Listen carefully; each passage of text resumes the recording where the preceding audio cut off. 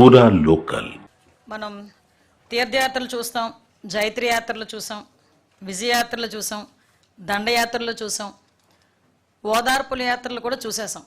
ఆఖరికి ఇప్పుడు జగన్మోహన్ రెడ్డి గారి తాలూకా జైలు యాత్రలు కూడా మనం చూసే పరిస్థితి ఈరోజు కనిపిస్తూ ఉంది.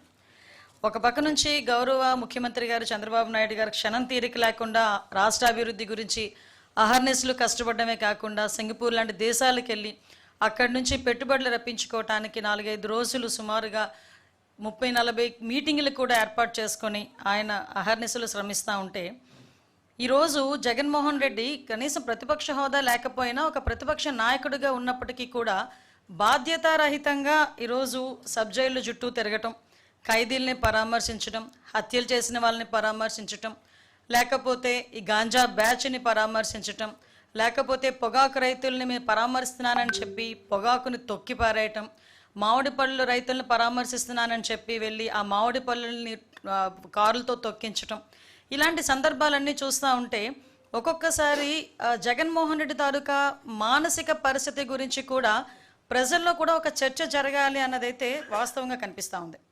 ఎందుకంటే ఇప్పుడు మనం చూసేసరికి సాధారణంగా అండి, పబ్లిక్లో ఎవరైనా మహిళల మీద నీచాతి నీచంగా మాట్లాడిన నేతలపై అతను ముఖ్యమంత్రిగా ఉండేటప్పుడు ఏ రోజు కూడా చర్యలు తీసుకోలేదు. పైగా అతను కూడా వెకిలిగా నవ్వే పరిస్థితులు కూడా కనిపించినాయి.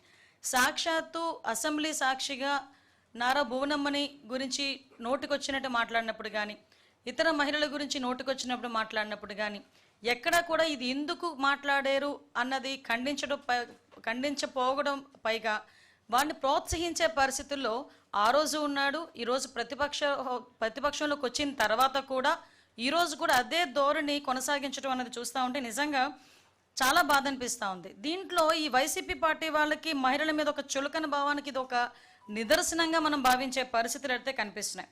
ఎస్పెషల్లీ మనం చూసుకుంటేనండి, ఈరోజు పబ్లిక్లో మీ అందరూ కూడా చూశారు, ఈరోజు జగన్మోహన్ రెడ్డి తాలూకా యాత్రను కూడా చూశారు. అంటే ఒక ప్రజాస్వామ్యంలో ఉన్నాడు, 5 సంవత్సరాలు ముఖ్యమంత్రి చేశాడు. అదేవిధంగా 5 సంవత్సరాలు ముఖ్యమంత్రి కాకుండా ఇంతకుముందు 20 సంవత్సరాల నుంచి రాజకీయాల్లో ఉన్నాడు.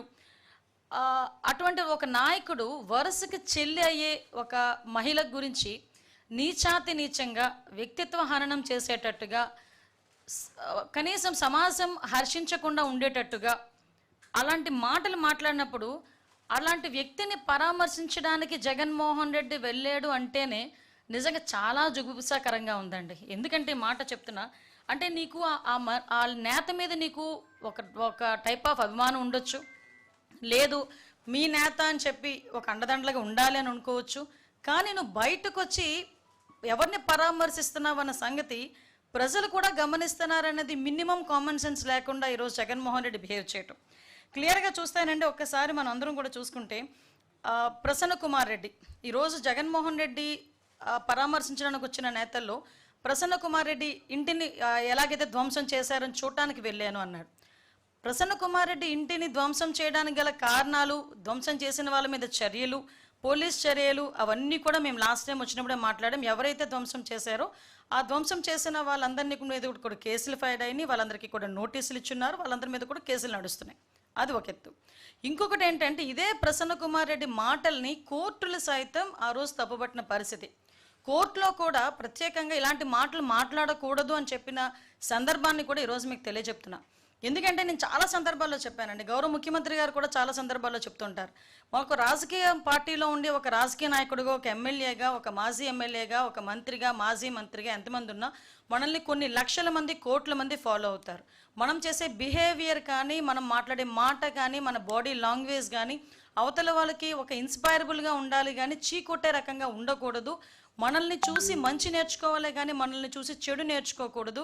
మనల్ని చూసి ఒకరికి ఆదర్శంగా నిలబడాలి అని అనిపించుకోవాలి కానీ ఒకరిని చూసి ఇలా మాత్రం ఉండకూడదు అనిపించుకోకూడదు అనే సందర్భం చాలా సందర్భాల్లో చెప్తుంటారు.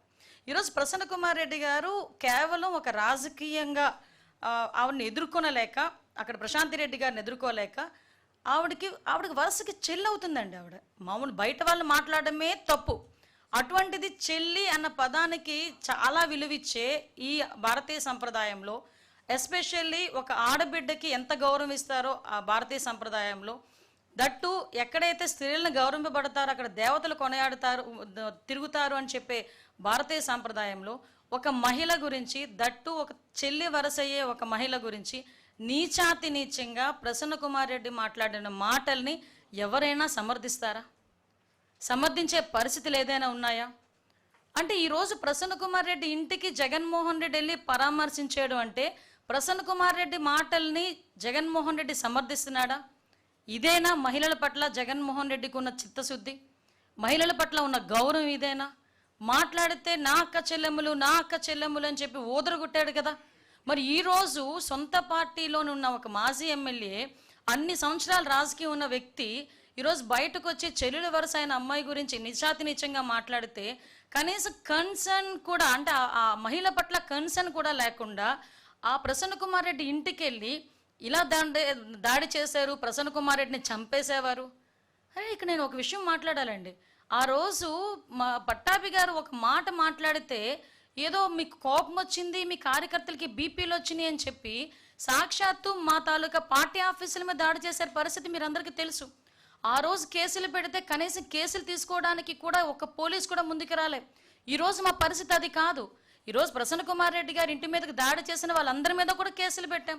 వాళ్ళు ఎవరెవరి మీద అయితే కేసులు పెట్టారో వాళ్ళందరి మీద కూడా మేము కేసులు పెట్టాం. ఈరోజు వాళ్ళందరికీ నోటీసులు ఇష్యూ చేశాం. వాళ్ళందరూ కూడా ఎంక్వైరీకి వస్తున్నారు. అంటే ఈరోజు ప్రజాస్వామ్యబద్ధంగా ఎవరికైనా అన్యాయం జరిగినా, పూర్వాపరాలు ఎలా ఉన్నా కూడా ప్రాథమిక విచారణ నిమిత్తం కేసులు పెట్టే బాధ్యత కూడా మేము తీసుకుంటున్నాం. ఈరోజు ప్రసన్న కుమార్ రెడ్డి గారి మాటల గురించి నాకు ఇక్కడే ఒకసారి అనిపిస్తుంటుందండి. జగన్మోహన్ రెడ్డి తనకి మానసిక స్థితి అని చెప్పి ఇందాక నేను అన్నాను ఒక మాట. ఆ మానసిక పరిస్థితి ఎలాంటిదంటే తల్లి గురించి చెల్లి గురించి కూడా నీచాతి నీచంగా మాట్లాడినా కూడా నోరు మెదపలే. నేను ఈ సందర్భంలో ఒక మహిళగా మాట్లాడుతున్నానండి. యాజ్ అ హోమ్ మినిస్టర్గా నేను మాట్లాడట్లే, నిజంగా ఒక బాధ కొద్దీ మాట్లాడుతున్నా. पूरा लोकल।